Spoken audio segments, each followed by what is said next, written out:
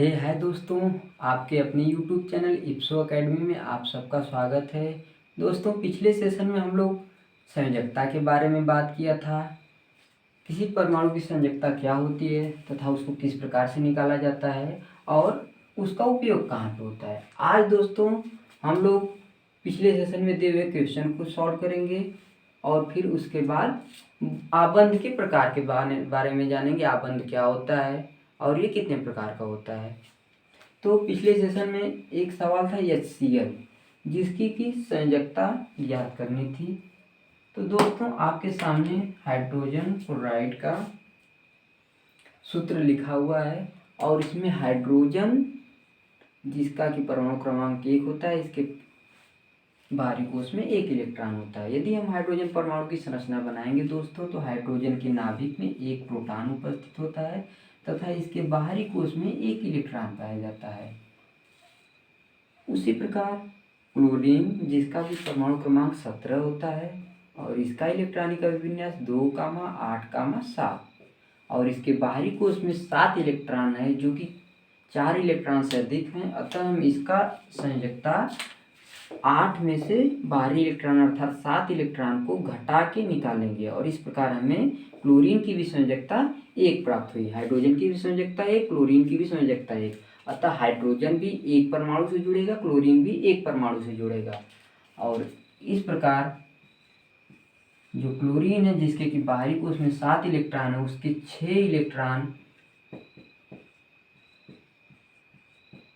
ऐसा रहते हैं तथा जो 1 इलेक्ट्रॉन है वो बॉन्ड बनाने में या संयोग करने में यूज होता है। अब हाइड्रोजन का और क्लोरीन का 1-1 इलेक्ट्रॉन मिलके बॉन्ड बना लेंगे और इस प्रकार आपका HCl मॉलिक्यूल बनके तैयार हो जाता है।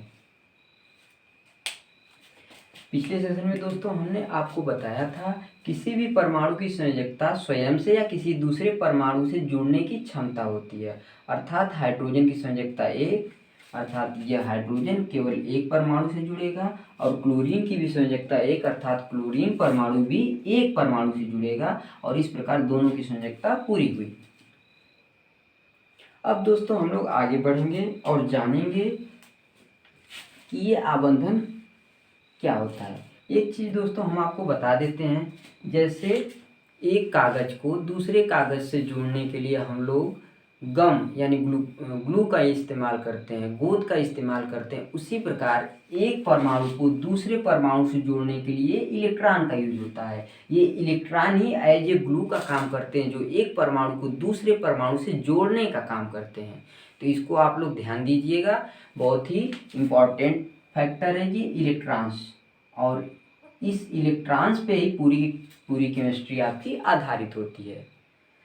तो ये जो बॉन्ड बना हाइड्रोजन और क्लोरीन के बीच, ये बॉन्ड 3 प्रकार का होता है और इस बॉन्ड यानी आबंधन को ही आबंध, बंध इत्यादि नामों से जाना जाता है। अब हम लोग दोस्तों आबंध के प्रकार के बारे में जानेंगे। अभी दोस्तों हम लोगों ने देखा आबंध क्या है। तो आबंध एक परमाणु से दूसरे परमाणु के जुड़ने पर जो बॉन्ड बनता है उसी को आबंध कहा जाता है। ये आबंध 3 प्रकार का होता है दोस्तों। कितने प्रकार का होता है? 3 प्रकार का।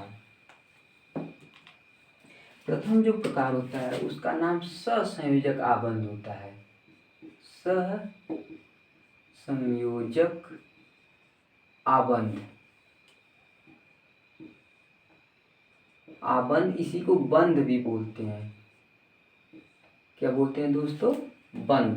बंध मतलब बंधन, बंधना, बांधना। इसी को अंग्रेजी में कोवैलेंट बॉन्ड कहते हैं। Covalent bond. दूसरा होता है दोस्तों वैद्युत आबंध। वैद्युत आबंध, इसी को दोस्तों वैद्युत आबंध को अंग्रेजी में इलेक्ट्रोवैलेंट बॉन्ड बोला जाता है। क्या बोला जाता है दोस्तों? Electrovalent bond.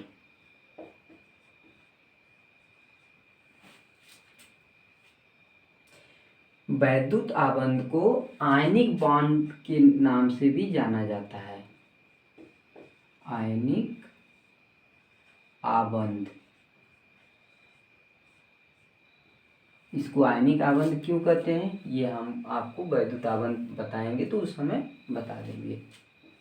इसको आयनिक बॉन्ड भी कहा जाता है। ठीक है दोस्तों। तीसरा है उपसहसंयोजक आबंध। कौन सा दोस्तों? उपसहसंयोजक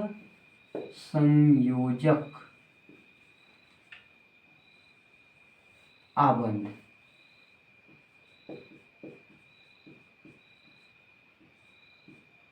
और इसको अंग्रेजी में कोऑर्डिनेट बॉन्ड कहा जाता है। क्या कहा जाता है दोस्तों? Coordinate bonding. एक बार आप इसका स्क्रीनशॉट ले लीजिए या फिर नोट कर लीजिए।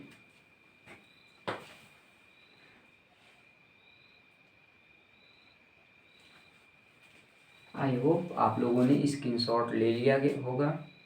आगे चलते हैं दोस्तों, एक एक करके हम इन आबंध या बॉन्ड के बारे में जानते हैं।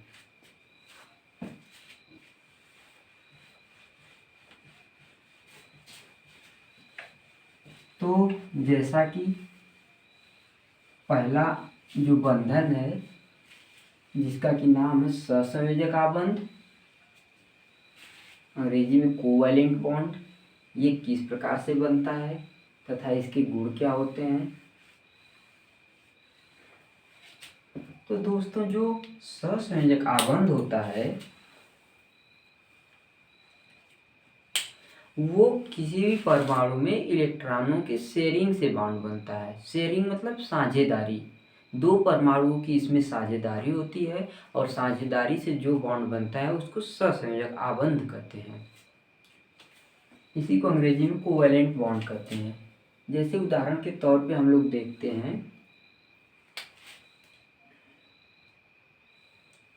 H2, यानी कि इसमें हाइड्रोजन के दो परमाणु मिलके H2 मॉलिक्यूल का निर्माण करते हैं। जब हाइड्रोजन का इलेक्ट्रॉनिक विन्यास किया जाता है तो उसके पास केवल एक इलेक्ट्रॉन होता है, अर्थात हाइड्रोजन की जो बाहरी कोश है, या बाहरी कोश कहें या पहली कक्षा कहें, दोनों एक ही है, क्योंकि हाइड्रोजन के पास केवल एक ही कक्षा उपस्थित होती है। और इस प्रकार से ये पहली कक्षा ही हाइड्रोजन के केस में बाहरी कक्षा होती है। और अभी अभी दोस्तों हमने आपको बताया कि एक परमाणु को दूसरे परमाणु से जोड़ने का काम इलेक्ट्रॉन्स करते हैं, और एक परमाणु कितने परमाणु से जुड़ेगा ये आपको हमने वैलेंसी के द्वारा बताया। वैलेंसी या संयोजकता निकाल के आप ये पता कर सकते हैं, संयोजकता। और हाइड्रोजन की संयोजकता कितनी हुई दोस्तों? एक, अर्थात हाइड्रोजन परमाणु एक ही परमाणु से जुड़ेगा। अब वो परमाणु स्वयं हाइड्रोजन भी हो सकता है या कोई दूसरा परमाणु हो सकता है। तो हाइड्रोजन अपना एक इलेक्ट्रॉन इस हाइड्रोजन की एक इलेक्ट्रॉन से शेयर कर लेता है, मतलब साझेदारी कर लेता है। और शेयरिंग में ये इलेक्ट्रॉन इसका है और ये इलेक्ट्रॉन इसका है, यानी दोनों इलेक्ट्रॉन दोनों के हैं।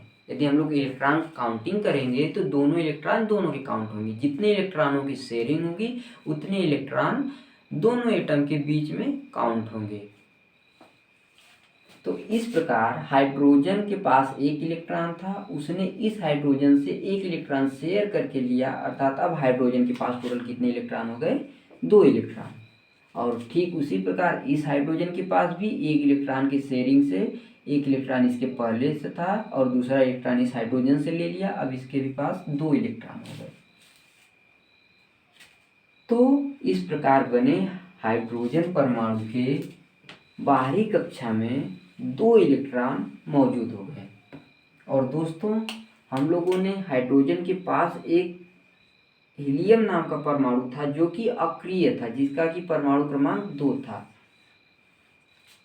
और इसके बाहरी कक्षा में 2 इलेक्ट्रॉन थे। अर्थात हीलियम अक्रिय गैस होने के कारण किसी से अभिक्रिया नहीं करता है और ये स्वतंत्र होता है। और हीलियम की तरह यानी जो भी अक्रिय गैसें हैं उन्हीं की तरह आपके आवर्त सारणी में जितने भी परमाणु पाए जाते हैं अक्रिय गैसों की तरह बनना चाहते हैं। अक्रिय गैसों की तरह बनना मतलब अक्रिय गैसों के इलेक्ट्रॉनिक अभिविन्यास की तरह वो भी अपना इलेक्ट्रॉनिक अभिविन्यास रखना चाहते हैं। जैसा कि हाइड्रोजन के बाहरी कोश में 1 इलेक्ट्रॉन था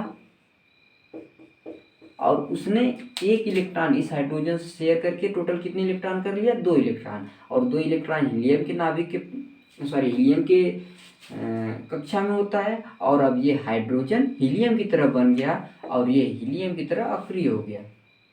अर्थात जो H2 मॉलिक्यूल है ये स्टेबल है। स्टेबल मतलब स्वतंत्र है, अस्थाई है। अब इसको किसी दूसरे से क्रिया करने की जरूरत नहीं है और इस प्रकार H2 मॉलिक्यूल बन के तैयार हो गया। यहाँ पे इलेक्ट्रॉनों की शेयरिंग हुई है और इलेक्ट्रॉनों की शेयरिंग से जो बॉन्ड बनता है उसको कोवैलेंट बॉन्ड बनते हैं। तो ये कौन सा बॉन्डिंग है आपको दोस्तों, कोवैलेंट बॉन्ड। इसी को हिंदी में सहसंयोजक आबंध कहते हैं।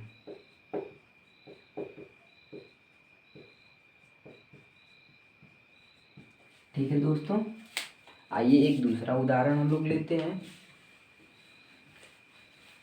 और दूसरे उदाहरण के माध्यम से जानते हैं कि ये सहसंयोजक आबंध क्या होता है।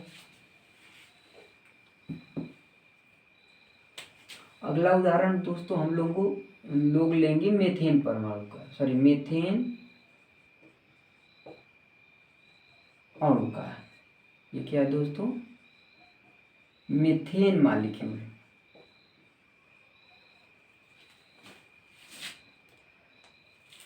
मीथेन मॉलिक्यूल कार्बन और हाइड्रोजन से मिलकर बना होता है। मीथेन मॉलिक्यूल में 1 कार्बन तथा 4 हाइड्रोजन होते हैं जो कि आपके सामने लिखा हुआ है।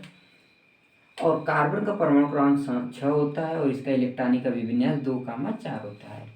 हाइड्रोजन का परमाणु क्रमांक 1 होता है, इसका इलेक्ट्रॉनिक अभिविन्यास 1 होता है। तो दोस्तों आपके सामने ये जो कार्बन परमाणु है इसकी संयोजकता कितनी हो गई, 4, अर्थात कार्बन 4 लोगों से जुड़ेगा। और हाइड्रोजन की संयोजकता कितनी है दोस्तों, 1, अर्थात हाइड्रोजन परमाणु 1 परमाणु से जुड़ेगा। और जब हम कार्बन परमाणु की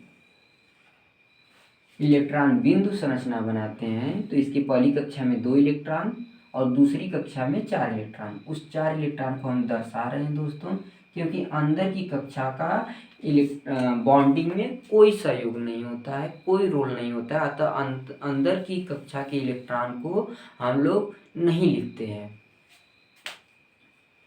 तो इस प्रकार कार्बन परमाणु की दूसरी कक्षा या फिर बाहरी कक्षा में 4 इलेक्ट्रॉन उपस्थित हैं और ये 4 इलेक्ट्रॉन शेयरिंग से 4 बॉन्ड बनाएंगे।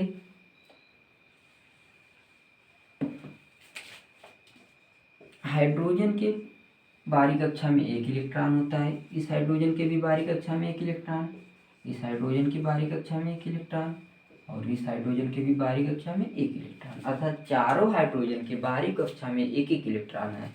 और ये जो 1-1 इलेक्ट्रॉन है वो कार्बन के इलेक्ट्रॉन से शेयरिंग करके बॉन्ड बनाएंगे।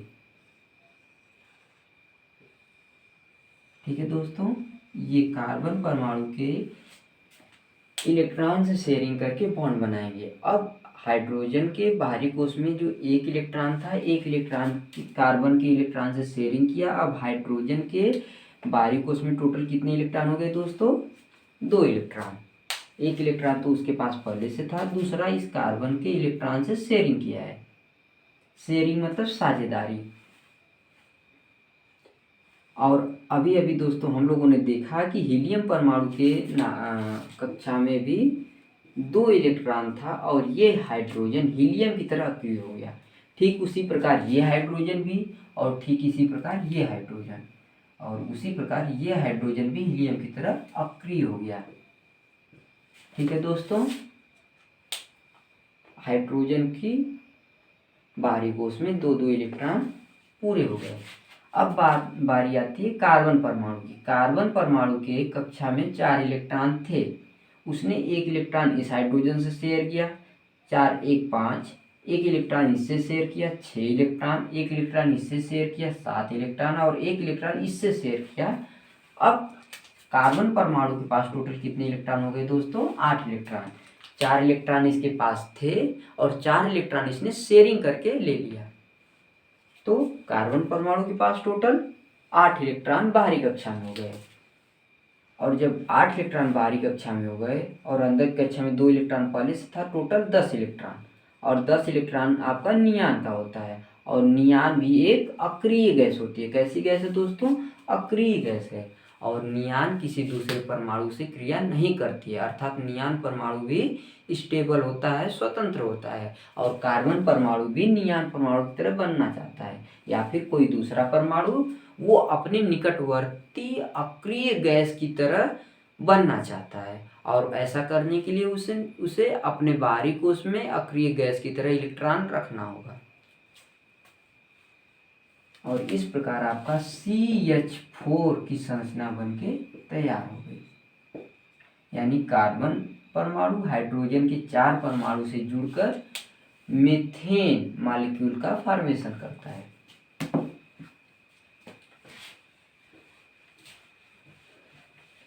आगे चलते हैं दोस्तों और देखते हैं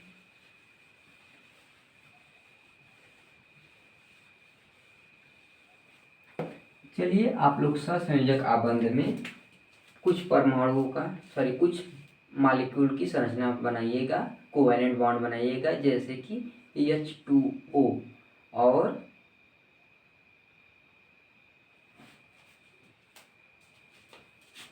HF। इन दो अणुओं की संरचना आप सहसंयोजक आबंध के द्वारा बनाइएगा।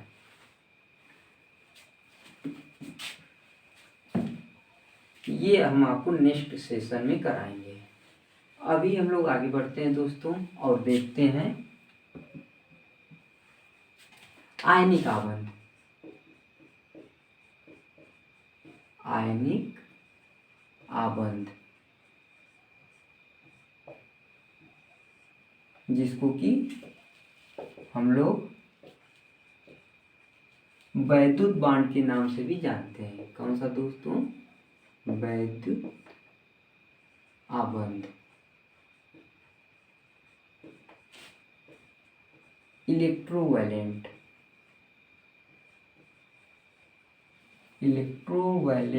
बॉन्ड। ठीक है दोस्तों, तो आइए देखते हैं ये वैद्युत आबंध क्या होता है। एक उदाहरण के द्वारा हम इसको आपको समझाते हैं। जैसे NaCl, सोडियम का परमाणु क्रमांक 11 होता है, इसका इलेक्ट्रॉनिक अभिविन्यास 2,8,1। और क्लोरीन जिसका कि परमाणु क्रमांक 17 होता है। कितना होता है दोस्तों? 17। और इसका इलेक्ट्रॉनिक अभिविन्यास 2,8,7। यहाँ पर आप लोग देख रहे हैं दोस्तों कि जो सोडियम परमाणु है इसके बाहरी कोष में 1 इलेक्ट्रॉन है और इसकी संयोजकता 1 है। ठीक उसी प्रकार क्लोरीन परमाणु के बाहरी कोष में 7 इलेक्ट्रॉन है, जो कि 4 इलेक्ट्रॉन से अधिक है। इसको हम लोग 8 इलेक्ट्रॉन में से 7 को घटा के संयोजकता ज्ञात करेंगे। और क्लोरीन की संयोजकता कितनी हो गई? 1, अर्थात 1 सोडियम 1 क्लोरीन के साथ जुड़ेगा। ये इतना तो पता चल गया दोस्तों कि सोडियम और क्लोरीन की संयोजकता 1 बराबर है, जो कि 1 है, अर्थात 1 क्लोरीन 1 सोडियम के साथ जुड़ेगा। अब वो किस प्रकार से जुड़ेगा? अब हम उसको उस परमाणु के इलेक्ट्रॉनिक अभिविन्यास के द्वारा देखते हैं। तो जैसा कि सोडियम परमाणु के बाहरी कोष में 1 इलेक्ट्रॉन होने के कारण ये केवल एक ही बॉन्ड बना सकता है। और यदि यह सहसंयोजक बॉन्ड बनाता है यानी किसी शेयरिंग करता है, तो इसके बाहरी कोष में टोटल कितने इलेक्ट्रॉन होंगे? 2, जो कि स्टेबल नहीं है। या फिर किसी से इलेक्ट्रॉन ले भी लेता है तब भी इसके बाहरी कोष में कितने इलेक्ट्रॉन होंगे दोस्तों? 2, अर्थात अभी भी ये स्टेबल नहीं है। तो इसके पास एक दूसरा ऑप्शन आता है जो कि सोडियम परमाणु अपने बाहरी कोश से एक इलेक्ट्रॉन को निकाल दे। यदि ये एक इलेक्ट्रॉन को निकाल दे तो इसके पास टोटल कितने इलेक्ट्रॉन होंगे? 10 इलेक्ट्रॉन। और 10 इलेक्ट्रॉन पे क्या है दोस्तों? नियॉन, जो क्या होता है? अक्रिय होता है, किसी से क्रिया नहीं करता। ये अक्रिय गैस है या अक्रिय परमाणु है। तो सोडियम परमाणु अपना एक इलेक्ट्रॉन निकाल के अक्रिय बन जाता है। और वहीं पे क्लोरीन परमाणु है, उसके पास 7 इलेक्ट्रॉन है। यदि ये एक इलेक्ट्रॉन ले ले तो इसके बाहरी कोश में टोटल कितने इलेक्ट्रॉन हो जाएंगे दोस्तों? 8 इलेक्ट्रॉन। और इस प्रकार से इसकी संरचना हो जाएगी 2,8,8, यानी 8 2 10 8 18 इलेक्ट्रॉन। और 18 इलेक्ट्रॉन आर्गन का होता है। लीजिए, आर्गन भी आपका एक अक्रिय गैस है। कैसा है दोस्तों? नोबल गैस है।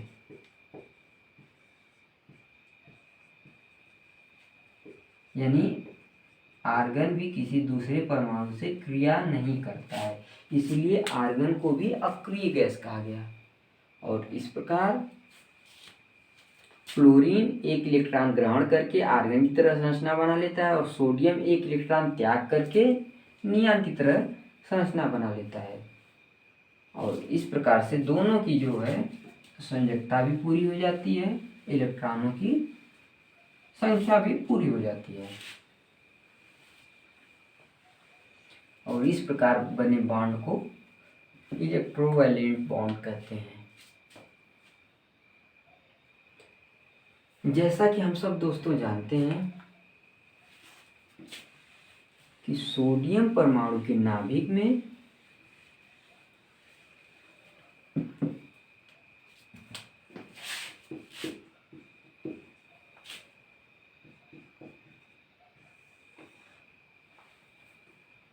सोडियम परमाणु के नाभिक में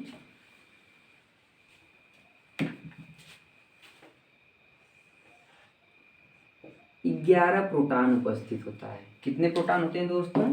11 प्रोटॉन। और 11 इलेक्ट्रॉन उसकी कक्षाओं में घूमते रहते हैं, जिसमें कि 2 इलेक्ट्रॉन प्रथम कक्षा में, 8 इलेक्ट्रॉन द्वितीय कक्षा में और 1 इलेक्ट्रॉन तृतीय कक्षा में। ठीक है दोस्तों। और ठीक इसी प्रकार क्लोरीन परमाणु भी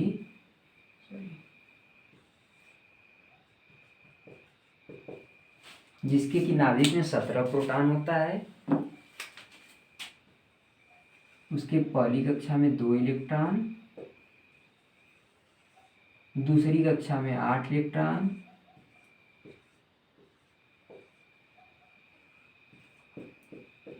और तीसरी कक्षा में दोस्तों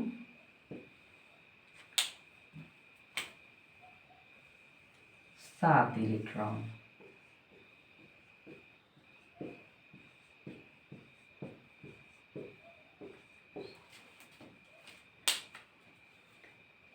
ये आपका सोडियम परमाणु की संरचना है और ये क्लोरीन परमाणु की इलेक्ट्रॉनिक संरचना है। इसके पास 11 प्रोटॉन है, इसके पास 17 प्रोटॉन है। इसके पास 11 इलेक्ट्रॉन है, इसके पास 17 इलेक्ट्रॉन है। अब दोस्तों हम लोग देखते हैं कि ये जो सोडियम परमाणु है ये अपना एक इलेक्ट्रॉन क्लोरीन को दे रहा है। क्या कर रहा है दोस्तों? एक इलेक्ट्रॉन क्लोरीन को दे रहा है, जैसा कि पिछले में हमने देखा 2,8,1 और ये है 2,8,7। यदि एक इलेक्ट्रॉन इसको उठा के दे रहा है तो इसका क्या हो जा रहा है? 2,8,8 और इसका हो जा रहा है 2,8। ठीक है दोस्तों। तो जैसा कि हम लोग देख रहे हैं ये जो सोडियम परमाणु है ये अपना एक इलेक्ट्रॉन क्लोरीन को दे रहा है, जबकि इसके नाभिक में 11 प्रोटॉन बैठे हैं जो कि कम बेसी नहीं हो रहे हैं। तो जब ये एक इलेक्ट्रॉन अपना उठा के एक क्लोरीन को दे देगा तो सोडियम के पास कितने प्रोटॉन है दोस्तों? 11 प्रोटॉन। और इलेक्ट्रॉन 11 थे, एक उसने दे दिया तो कितने इलेक्ट्रॉन हुए? 10 इलेक्ट्रॉन। इस प्रकार दोस्तों हम लोग देखते हैं कि ये 11 प्रोटॉन 11 इलेक्ट्रॉन को न्यूट्रलाइज किया था, मतलब 11 प्लस 11 माइनस एकदम न्यूट्रल था, उदासीन था। लेकिन एक इलेक्ट्रॉन कम होने के कारण प्रोटॉनों की संख्या अधिक हो गई। कितनी अधिक हुई दोस्तों? एक अधिक हुई, एक प्रोटॉन अधिक हो गया।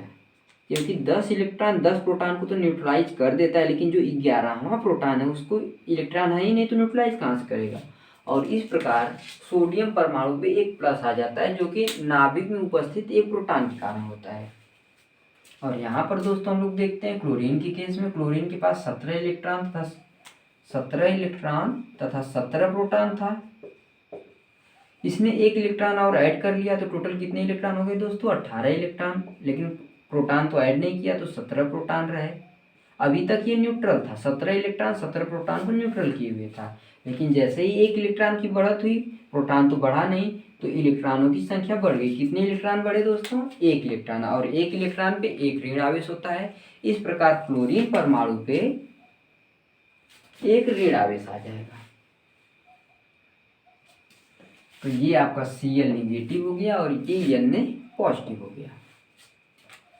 और पॉजिटिव और निगेटिव, धन आवेश ऋण आवेश, धन आवेश ऋण आवेश,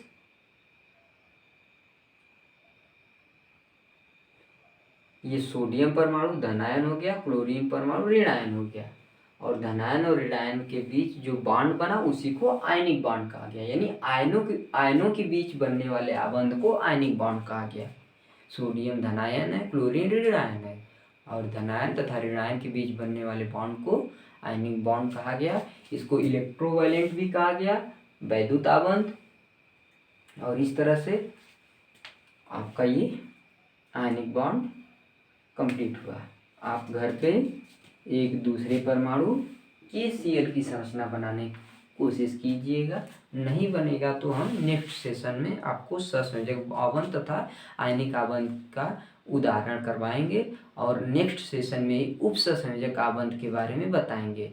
आज के लिए बस इतना ही। वीडियो पसंद आया तो लाइक और सब्सक्राइब करना न भूलें, और वीडियो देखने के लिए आप लोगों का बहुत बहुत धन्यवाद।